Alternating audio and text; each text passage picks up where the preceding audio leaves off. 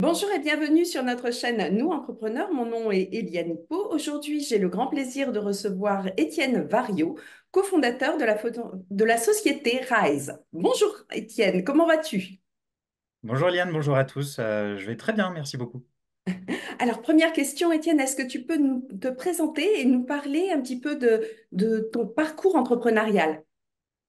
Ouais, avec plaisir. Donc du coup, moi c'est Étienne Vario, bourguignon, 35 ans, ingénieur de formation. J'ai travaillé pendant à peu près 5 ans dans différents métiers de la finance, avant de me retrouver dans une situation où j'avais envie de trouver plus de sens dans mon orientation professionnelle, comme beaucoup de gens qui ont eu des idées un peu similaires ces quelques dernières années. Et à ce moment-là, j'ai décidé de travailler à la fois dans un format qui m'intéressait, le format de la startup, et à la fois autour de problématiques qui, à titre personnel, même si je n'avais pas travaillé sur ces thématiques-là auparavant, me travaillaient, à savoir les thématiques de l'environnement. Et petit à petit, en tirant le fil du sujet de l'environnement, assez rapidement, un des sujets qui m'a semblé être essentiel, c'était naturellement le carbone, le changement climatique. J'ai commencé à étudier quelles pourraient être les problématiques qu'on pourrait essayer de traiter dans un format, encore une fois, start-up, pas dans un format association, donc avec derrière une vision économique qui doit être stable. Et c'est comme ça que sur mon chemin, j'ai embarqué du coup Samuel et Amiel, mes deux cofondateurs, pour développer le projet RISE. Et le projet RISE, on vise à accélérer la transition vers l'agriculture régénérative. Et les deux sujets qui nous sont apparus comme étant problématiques quand on s'est lancé il y a maintenant 4 ans, c'était à la fois la compréhension par les agriculteurs de leur empreinte environnementale et en particulier leur empreinte carbone, et le financement de leur transition vers l'agriculture régénérative, leur transition vers des nouvelles pratiques agricoles. Et on a aussi décidé du coup de développer des outils de financement pour la transition des agriculteurs. Et tout ça, c'est RISE. Et tout ça, c'est Rise. Alors, tu as embarqué deux personnes avec toi pour fonder Rise. Est-ce que tu les as choisis parce que tu les connaissais déjà? Tu les as choisis par rapport à des compétences qui sont complémentaires aux tiennes? Est-ce que tu peux nous en parler un petit peu? C'est une excellente question. Alors, le premier à m'avoir rejoint après, je dirais, 2 mois de réflexion sur le sujet, ça a été Samuel. Samuel, qui est un de mes meilleurs amis, camarade d'école, etc. Donc, on a un certain nombre de compétences en commun et une culture, une vision un petit peu commune de ce qu'on cherchait à réaliser. Mais au-delà de ça, je pense qu'on était tous les deux ouais, vraiment dans une dynamique similaire, intéressés par les mêmes sujets, l'envie de monter une startup. Et quand on a commencé à monter le projet, on a commencé à travailler avec un freelance, Amiel, qui, lui, s'est progressivement passionné pour le projet. Donc, il a commencé par travailler avec nous, je dirais, quelques jours par semaine. Et puis, petit à petit, voilà, il est rentré beaucoup plus dans l'entreprise et aujourd'hui fait partie des cofondateurs. Donc, je dirais que c'est plutôt dans mon réseau personnel pour Samuel, c'est un de mes meilleurs amis, avec une vision commune de ce qu'on souhaitait accomplir, avec des appétences peut-être personnelles différentes en termes de ce qu'on avait envie de développer. Samuel était plutôt du côté technique et produit, et moi j'avais plus envie de développer la partie business. Et puis Amiel, qui nous apportait un socle de compétences complémentaires autour notamment initialement de l'imagerie satellitaire et aujourd'hui sur un périmètre scientifique beaucoup plus large. D'accord. Donc, une connaissance au départ, donc on sait qu'on va s'entendre avec la personne et qu'il y a une vision qui est commune, quelqu'un qui vient s'agréger au projet et qui partage cette vision et avec des compétences qui sont très complémentaires. Alors, quand on monte une société, quand on monte une start-up, il y a forcément plein d'apprentissages que l'on doit effectuer ou plein de surprises que l'on a. Est-ce que tu as eu quelque chose de particulier dont tu voudrais nous parler? Oula, oui, c'est une excellente question. Effectivement, le parcours d'entrepreneur, c'est un parcours qui est de responsabilité sur l'ensemble du spectre, parce qu'en fait, on est responsable de l'ensemble de l'activité de l'entreprise. Et en fait, on doit apprendre toutes les compétences qui nous manquent. C'est une obligation si on veut que le projet puisse réussir. Donc, en ce qui me concerne, moi, j'avais une compréhension, on va dire, assez théorique du monde de l'entreprise à travers mon angle très orienté direction générale et finance d'entreprise, mais j'avais pas forcément une vision très opérationnelle de ce que représente une activité commerciale, de ce que représente une activité Customer Success, de ce que représente la communication, le marketing, etc. Donc dans mon parcours, effectivement, j'ai dû progressivement, en commençant bah, bien sûr par le nerf de la guerre, donc la compétence commerciale. On démarre, on prend un CRM, et puis on commence à comprendre ce que c'est qu'un funnel, on commence à le mettre en œuvre, on se fait accompagner éventuellement par un ou deux coachs ou consultants qui peuvent nous apporter des éclairages avec leur expertise sur comment est-ce qu'on le met en œuvre. Et puis après, on se rend compte que bah, faut construire une image d'entreprise, faut communiquer sur ce qu'on fait, surtout quand on est en avance de phase. On était les premiers à proposer ça en France et en Europe. Au début, tout le monde nous prenait pour des fous, donc il a fallu un peu évangéliser ce qu'on faisait, ce qu'on apportait, la valeur, etc. Et aujourd'hui, c'est totalement adopté. Mais il y a dû, voilà, j'ai dû mettre en place toute une stratégie de communication, de visibilité, etc. Les discussions avec les investisseurs.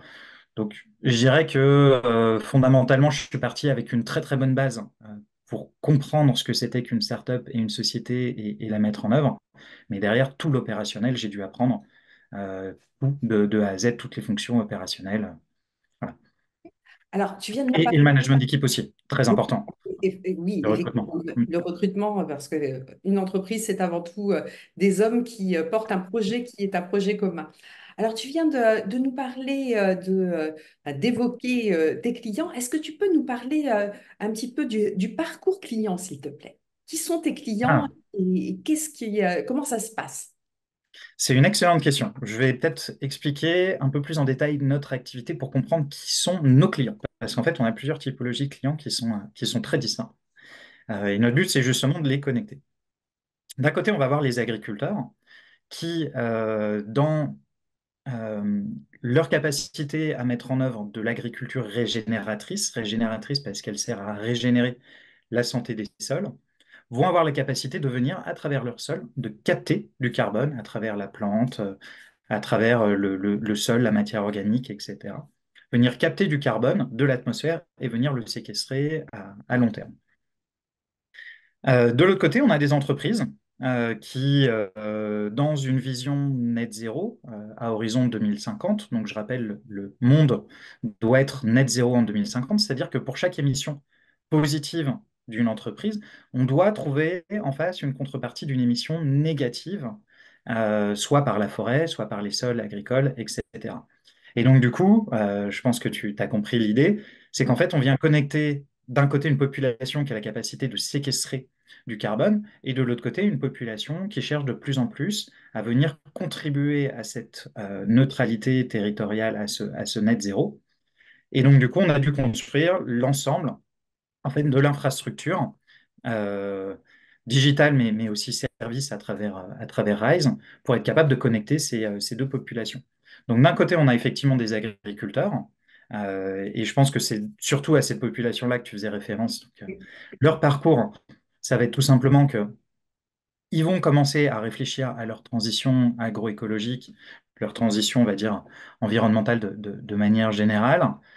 Ils vont réaliser qu'effectivement, ça demande bah, non seulement de comprendre ce qu'ils doivent mettre en œuvre comme typologie de pratique, ils doivent aussi financer cette transition, parce que dans la plupart des cas, ça demande une première phase d'investissement pendant 3, 4, 5, 6 ans pour les agriculteurs qui doivent couvrir, donc il va y avoir besoin de financement complémentaire pour initier la mise en place de ces pratiques-là, avant que leur rendement augmentent et qu'ils y trouvent leur rentabilité.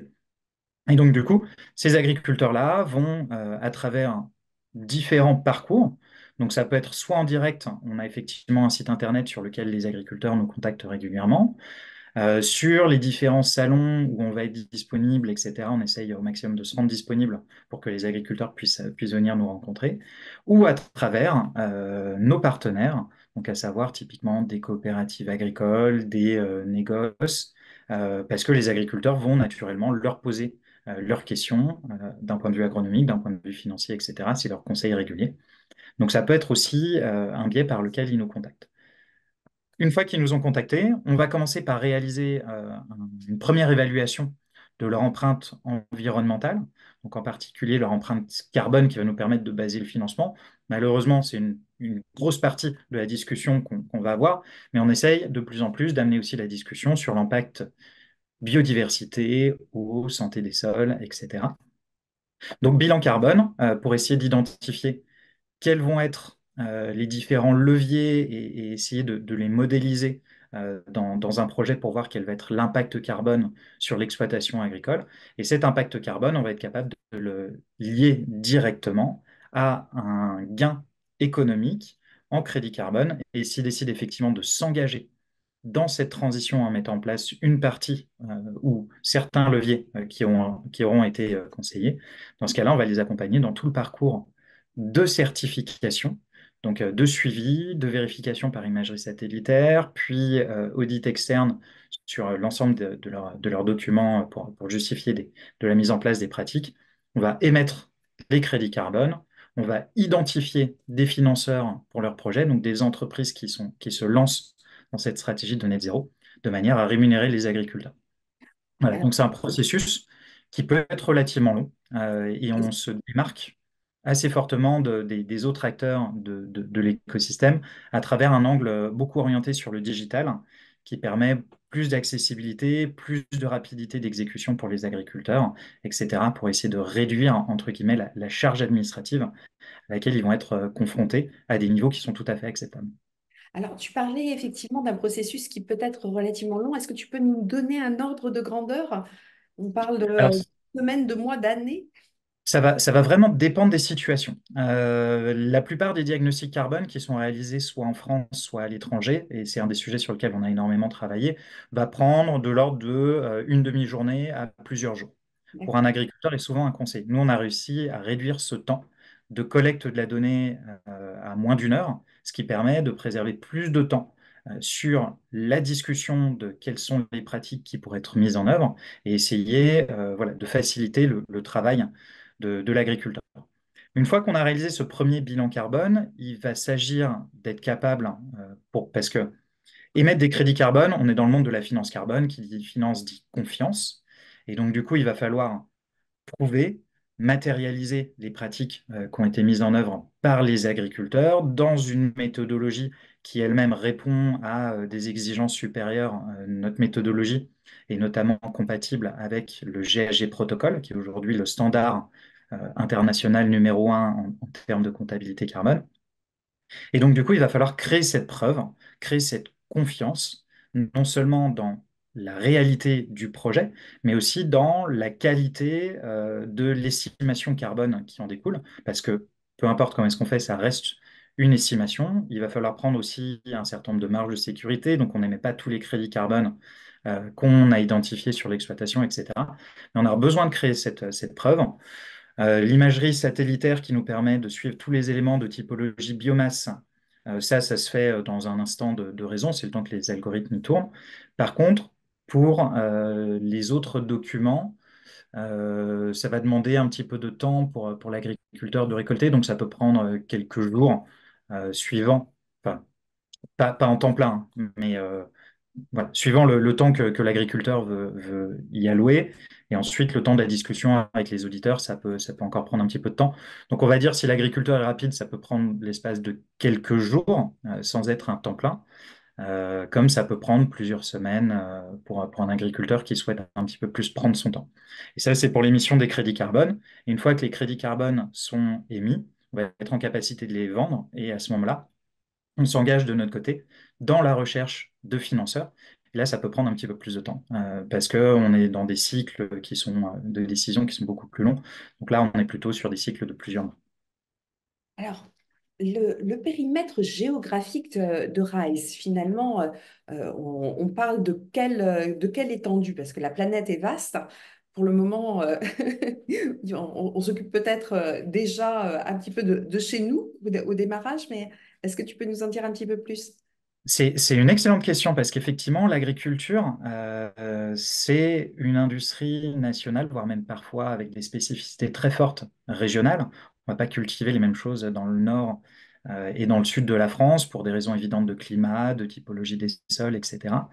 Et ensuite, on va avoir d'autres sujets qui sont plutôt de type format de données, construction d'un parcours culturel en France ou en Roumanie, c'est pas forcément exactement la même chose. Donc la manière dont on va construire notre outil pour les agriculteurs peut être relativement différent. Et ensuite, toute la partie scientifique de comment est-ce qu'on fait un bilan carbone, comment est-ce qu'un sol va réagir d'un point de vue carbone en France, en Roumanie, c'est pas forcément exactement la même chose non plus. Donc il y a plusieurs problématiques qui vont s'ajouter et qui vont faire qu'une expansion internationale, comme on pourrait avoir sur un Google, n'est pas aussi évidente en agriculture. C'est pas insurmontable non plus. Et donc, du coup, on a démarré en France avec le projet RISE, où on a apporté non seulement toute l'infrastructure digitale qui permet à l'agriculteur de comprendre son empreinte carbone et aller jusqu'au financement, mais on a aussi ajouté à tout ça la partie service d'accompagnement de l'agriculteur et de recherche de financeurs pour l'agriculteur. Donc on apporte vraiment une solution consolidée, complètement intégrée avec de l'humain et du digital. Pour l'Europe, et même en France, on propose aussi à d'autres partenaires notre infrastructure digitale. On a décidé plutôt de se concentrer sur notre point fort, à savoir vraiment la partie digitale, où aujourd'hui on a des performances qui sont uniques au monde, et même face à des Américains qui ont levé des dizaines et des dizaines de millions. Et on a décidé de le proposer non pas en direct auprès des agriculteurs, mais auprès de tous les acteurs de l'environnement qui voudraient reproduire ce que nous, on fait chez Rise en termes de services. Et par là même, renforcer leur relation avec l'agriculteur et potentiellement générer de la valeur sur voilà, ce nouveau sujet carbone. Donc, pour cette infrastructure digitale, on a décidé d'utiliser une nouvelle marque pour que les deux activités soient bien distinctes. Donc, du coup, on a appelé ça Regen Insight. Et on est présent en France, en Roumanie, en Hongrie. Et ce trimestre, on est en train d'ouvrir la Pologne et la Bulgarie. Waouh!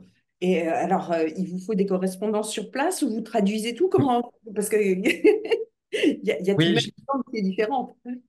et effectivement. Et puis en termes de format de données, en termes de compréhension des problématiques des agriculteurs, etc., ça va nous prendre ouais, 1, 2, 3 mois suivant les géographies pour s'approprier les problématiques spécifiques de la géographie, potentiellement apporter un certain nombre de modifications sur la plateforme pour qu'elle soit capable de supporter les formats de données roumains, bulgares, etc. Voilà, c'est un processus, effectivement, dans lequel on va commencer par généralement un ou deux partenariats avec des acteurs qui sont hyper intéressés par le sujet, qui sont prêts à nous accompagner dans la compréhension de qu'est-ce qu'il faut adapter sur la plateforme pour eux être capables d'utiliser la plateforme par la suite. Donc généralement, on commence quand on ouvre un pays à travailler avec un ou deux partenaires en particulier sur la plateforme pour qu'elle soit effectivement très efficace sur le marché visible. Et totalement adapté, du coup, au. Totalement. Ouais. Alors, on est là actuellement, pas tout à fait au milieu de l'année 2024, mais on a commencé à bien l'entamer. Est-ce qu'il y a des projets particuliers sur 2024-2025 concernant, alors tu as adjoint déjà une seconde entité par rapport à RISE, mais est-ce qu'il y a d'autres projets comme ça dont tu voudrais nous parler? Ah, c'est une super question. Euh, à date, on s'est beaucoup centré sur la R&D. Premier élément de R&D, c'était déjà de comprendre comment est-ce qu'on peut faire rejoindre un agriculteur et un financeur de projet d'un côté dans un équilibre économique qui convienne à tout le monde. Ensuite, on s'est rendu compte que la population qui était difficile à embarquer, c'était les agriculteurs.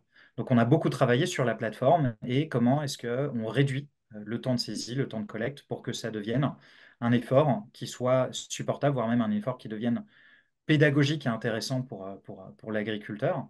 Donc ça, on l'a réussi. On a travaillé jusqu'à la fin de l'année sur la complétude de la plateforme, donc que toutes les briques soient disponibles et faciles à utiliser pour un porteur de projet.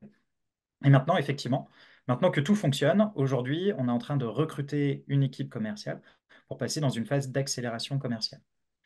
Donc voilà, ça veut dire de plus en plus de pays qu'on va venir ouvrir Et là, on est vraiment, je pense que 2024, pour nous, le projet, c'est l'Europe, C'est bon. 2024 et 2025. Il y a encore quelques sujets de R&D, bien sûr, qui tournent en parallèle, que ce soit en termes de profondeur de nos fonctionnalités, que ce soit en termes de prise en compte des autres facteurs environnementaux, notamment la biodiversité et la gestion de l'eau. Notre connaissance aussi au sein de l'univers carbone à travers potentiellement des nouvelles certifications ou compliance. Voilà. Donc il y a pas mal de sujets qu'on pousse, mais je dirais que 2024, ce qui va vraiment être déterminant pour nous, c'est le lancement commercial et l'accélération commerciale, cette fois-ci non plus en France, mais sur un périmètre européen. Sur un périmètre beaucoup plus large. Alors, les agriculteurs qui vous rejoignent et qui rejoignent le projet, est-ce que ce sont des gens qui sont installés depuis longtemps? Est-ce que ce sont des nouveaux agriculteurs, des gens qui viennent de reprendre des exploitations? Est-ce qu'il y a ces deux typologies qui sont représentées? Il y a effectivement toutes les populations d'agriculteurs qui sont représentées. Je dirais que quand on a lancé le projet, l'agriculture régénératrice, à l'époque, ça parlait pas à grand monde. On parlait même d'agroécologie avant que le terme d'agriculture régénératrice qui nous vient des États-Unis devienne un petit peu plus à la mode. Et quand on a lancé le projet, on travaillait avec quelques pionniers qui étaient essentiellement intéressés. Donc c'était plutôt des, je dirais, typologies quarantaine et plus, qui étaient très intéressés pour comprendre où est-ce qu'ils en étaient, être capable de le mesurer, être capable de mettre des chiffres et embarquer avec eux d'autres agriculteurs. Et puis, je dirais que ça fait maintenant un an qu'on travaille avec une population très, très variée qui potentiellement peut avoir, je dirais, des appétences et des intérêts, des motivations qui vont être différentes. On va dire la tranche la plus jeune, on va dire les moins de 40, on a souvent des convictions écologiques qui vont être assez fortes, une envie d'améliorer l'existant, une envie voilà, de repousser un petit peu les frontières, alors que les 50 plus vont plus être dans une logique, je dirais, de transmission où ils comprennent qu'en fait, aujourd'hui, leur outil de production, c'est leur sol, que les sols sont en mauvaise santé, et qu'en fait, dans une logique de transmission, qu'elle soit familiale ou extra-familiale, il y a un besoin de prendre soin de cet outil de production. Donc, il y a un engouement. Voilà, je donne deux exemples, mais la diversité est beaucoup plus large et beaucoup plus complexe que ça. Mais on a vraiment l'ensemble du monde agricole qui aujourd'hui s'intéresse pour un ensemble de motivations qui peuvent être différentes en fonction des cas, qui s'intéressent effectivement au sujet et qui cherchent aussi à financer leur transition, parce qu'aujourd'hui, c'est une transition qui représente quand même un investissement très significatif pour les agriculteurs. Alors, quand tu dis très significatif, en pourcentage d'augmentation de leur capacité d'endettement, ça représente quoi? Je ne sais pas si la question est correctement posée d'ailleurs. Oui, la question, c'est effectivement quelle est la métrique qu'on retient. Généralement, les métriques dont on parle en agriculture d'un point de vue économique vont plutôt être une rentabilité par hectare ou un prix par hectare. Et ce qu'on voit, c'est qu'on va avoir une très grande diversité de coûts entre les différentes pratiques d'agriculture régénératrice. Ça me permet peut-être au passage d'en citer quelques-unes pour donner l'exemple de ce que c'est l'agriculture régénératrice. Mais ça va être réduire la fertilisation chimique en la substituant par exemple par des légumineuses des couverts intermédiaires, une autre manière de fertiliser de manière organique, réduire le labour pour essayer de réduire l'interférence avec les sols et leur capacité à fonctionner normalement, la mise en place de couverts intermédiaires pour protéger le sol entre deux récoltes et en profiter pour produire de la biomasse. Donc, toutes ces pratiques vont avoir un coût qui va généralement être entre juste je réduis ma fertilisation ou j'essaie d'être plus raisonné dans ma fertilisation. Là, on a un coût négatif, on a un gain direct. Mais quand on introduit des légumineuses, bah, ça veut dire des nouvelles semences, ça veut dire potentiellement de nouvelles opérations sur l'hectare. La mise en place de couverts intermédiaires, on est sur la même logique. Donc, nouvelles semences, plus de travail éventuellement. un changement d'équipement, intégration de l'agroforesterie, ça peut représenter cette fois-ci enfin, une centaine d'euros, voire plus à l'hectare. Donc on va vraiment être d'un coût négatif de moins 20, moins 30 euros à l'hectare, jusqu'à plus de 100 euros par l'hectare pour certaines techniques. Et aujourd'hui, du coup, il faut financer ces pratiques-là.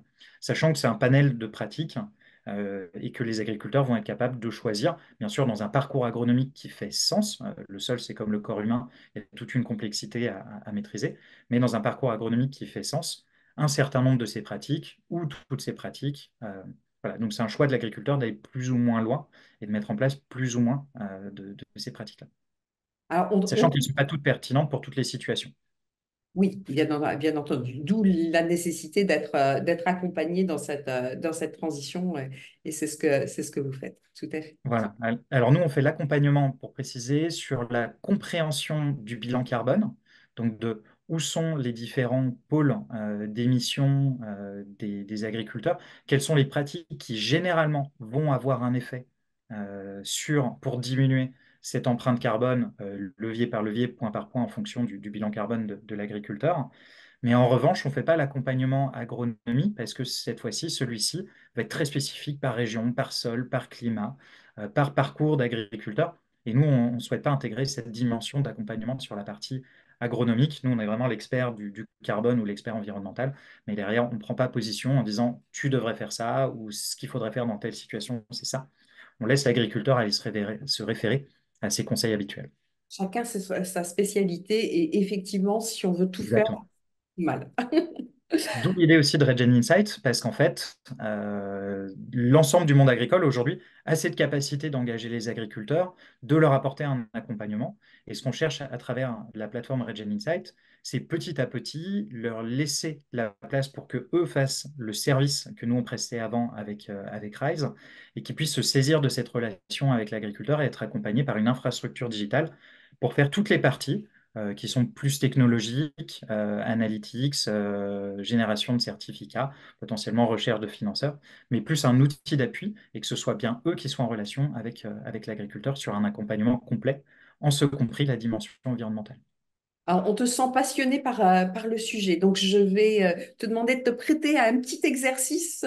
Je dispose d'une machine à remonter le temps. Tout le monde le sait chez Action Coach. Je dispose d'une machine à remonter le temps et je t'embarque dans la machine. Et nous en ressortons et nous rencontrons Étienne adolescent. Est-ce qu'il y a un conseil que tu aimerais donner au Étienne adolescent qui va donner un adulte passionné par ce qu'il fait? Ah, c'est une excellente question. Quand je reviens en arrière sur mon parcours, je suis très content de tout ce que j'ai fait. J'ai pas forcément tout réussi, mais je suis très content du parcours que j'ai eu, avec à chacune des étapes de mon parcours un certain niveau de maturité professionnelle qui faisait voilà, chacune de mes expériences sont arrivées dans un temps qui avait du sens. Mais je pense qu'il y a une constance dans mon parcours et du coup, j'aimerais bien, parce que c'est vrai que je n'avais pas forcément cette vision-là à l'époque, j'aimerais bien me la repartager plus jeune. Un conseil que j'ai appliqué et qui, je pense, est important, c'est de toujours s'accrocher, de toujours travailler et que les résultats viennent avec l'effort. Et ça, je pense que c'est un conseil que je pourrais m'apporter parce qu'à travers toutes mes étapes de mon parcours. J'ai pas forcément toujours travaillé comme une mule, mais sur toutes les étapes qui ont été importantes, je me suis toujours donné les moyens d'atteindre mes objectifs. Et c'est vrai à la fois dans ma vie professionnelle, mais c'est aussi vrai dans ma vie personnelle, sportive, etc. Et ça, je pense que c'est un conseil que je me donnerais parce que dans mon parcours, ça m'a extrêmement servi. Voilà, de travailler, d'être ambitieux, d'y aller, de ne pas avoir peur. Et ça n'empêche pas l'échec, mais dans tous les cas, ça veut dire qu'on ne regrette rien et qu'on va toujours plus loin que si on avait été beaucoup plus passif.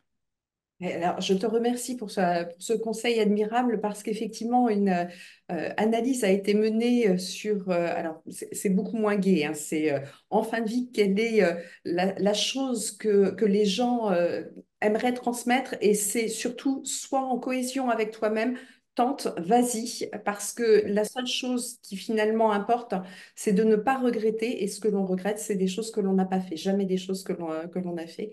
parce que bah, la vie est ainsi faite que on peut commettre des erreurs, on en tire des leçons, mais il faut tenter et il faut s'accrocher. Merci pour Et- ce partage et Exactement. Et je pense qu'en tant qu'entrepreneur, ça s'applique d'autant plus à l'entrepreneuriat où effectivement, il faut tenter, il faut y aller et il faut travailler. Il n'y a rien voilà. On récolte pas les fruits sans avoir passé du temps à. Voilà. tout à fait. Alors, Ouais. une dernière question, Étienne. Est-ce qu'il y a justement une question que je ne t'ai pas posée, un domaine que tu aurais abordé et que je n'ai pas abordé? Donc là, on est vraiment sur tribune ouverte, tu pars dans la direction qui t'intéresse. Alors, il y a une thématique qu'on n'a pas abordée et bon, sans être un soldat du climat et de l'environnement, c'est quand même une thématique qui me tient à cœur. C'est pour ça que je me suis lancé dans ce projet-là avec une vision de faire bouger les lignes, d'inspirer. Et aujourd'hui, je suis ravi de voir qu'il y a plein de startups qui sont lancées exactement sur le même créneau que nous. Donc, on a vraiment réussi à faire bouger les lignes et faire avancer l'écosystème. Donc, ça, j'en suis ravi. Et je pense qu'il y a peut-être une petite question qu'il faudrait se poser, c'est est-ce que on est dans le bon chemin ou pas? Est-ce que la vision, elle est positive ou est-ce qu'on doit craindre? Et aujourd'hui, j'aurais une vision optimiste entre le moment où nous, on s'est lancé. L'environnement était un mot relativement abstrait. Ça faisait partie effectivement des chartes de communication des entreprises, etc. Mais l'engagement était encore, je dirais, balbutiant. Et aujourd'hui, je suis très optimiste parce que je vois que les choses ont beaucoup changé en 4 5 ans. Beaucoup d'entreprises se saisissent du sujet, mettent en place des bilans carbone pour réduire leurs émissions, rattachent de plus en plus cette fonction environnementale à leur core business. Donc, plutôt qu'être un directeur communication qui va aussi avoir le chapeau environnement, on a de plus en plus des directeurs de l'innovation ou des directeurs stratégie, voire même des membres du COMEX qui vont devenir directeurs RSE. Ça devient une fonction à part entière. Et donc, du coup, voilà, moi je vois une très belle dynamique. Il ne faut pas se tourner les pouces, on est très en retard. Quand j'ai démarré, on parlait potentiellement que ce serait possible d'atteindre les 1,5 degrés. Aujourd'hui, on parle plutôt des 2 degrés et on est doucement en train de dire attention, il faut faire attention, on a laissé passer les 1,5, il ne faut pas laisser passer les 2 degrés. Donc je pense qu'il faut accélérer l'effort, mais en tout cas, ce que je vois, c'est qu'il y a côté entreprise une vraie accélération de l'effort environnemental. Encore une fois, il ne faut pas se regarder le nombril, il ne faut pas s'endormir, il faut continuer, il faut accélérer, ce n'est pas encore suffisant. Mais en tout cas, il y a une vraie dynamique. Et côté agriculteur, même chose. Quand on a démarré, on travaillait exclusivement ou quasi exclusivement avec des pionniers ou des gens qui étaient passionnés par le sujet. Aujourd'hui, on est contacté toutes les semaines par des nouveaux agriculteurs qui souhaitent s'engager, qui souhaitent rentrer dans de l'agriculture régénératrice, qui voient leur intérêt, je dirais, en termes économiques, d'outils de production, de valeurs foncières, etc., mais qui voient aussi l'intérêt environnemental de mettre en place ces pratiques-là. Et on a beaucoup d'agriculteurs qui aujourd'hui souhaitent s'engager. Et ça, je trouve que c'est très chouette. Voilà, donc c'est peut-être la petite voilà, Merci. conclusion de fin que j'aimerais bien apporter. Merci pour cette note optimiste et montrant la prise de conscience beaucoup plus large. Donc, même si on a du retard, il y a une véritable motivation à rejoindre le mouvement. Merci pour cette jolie conclusion, Étienne. Alors, il me reste à te remercier de ton temps, d'avoir inventé RISE et Regent Insight, hein, les deux, elles sont complémentaires et nous mettrons bien Intimement lié. entendu tous les liens pour te retrouver dans le descriptif de la vidéo. Je te souhaite une excellente journée. Chers amis auditeurs, nous nous retrouvons bientôt pour de nouvelles interviews. Au revoir. Un grand merci, excellente journée.